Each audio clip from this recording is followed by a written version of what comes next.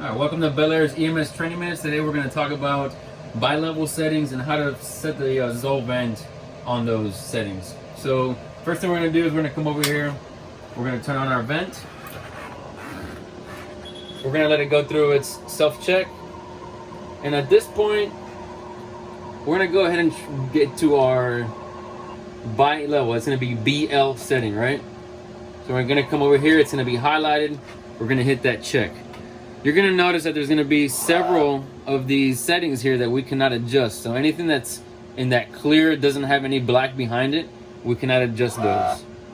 All right, so per our protocol, our IPAP and EPAP need to be 10/5. So we're going to go 10. We have that 5. And we're going to hit the check mark. And that is for our adult medical 03 protocol, which is for COPD, asthma, or reactive airway disease. Now, hopefully you had already hooked up your patient, you got your mask on. We're gonna put our bacterial viral filter on. Yeah. You have your end-tidal CO2, and we're hooking up our patient. Now for bi-level, is you're gonna have some warnings right now because it's not a breathing patient. You have to have a breathing patient for you to be on bi-level and that CPAP to work. If for whatever reason at this point that patient's having really weak breaths and is not able to have any inspiratory negative pressure to activate a breath, there is one more setting on here that's going to be under your PIP. We're going to hold that for 3 seconds and your trigger down here will highlight. We're going to drop that trigger to 1.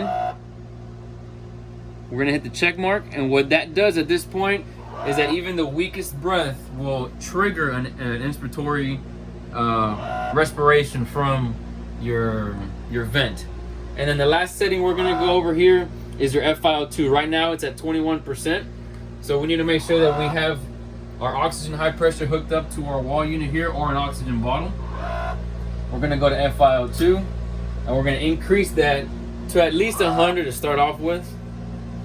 Max it out. And then we're going to titrate to effect, meaning at least 94 at a minimum. And then we can start going down once that oxygen level reaches 94.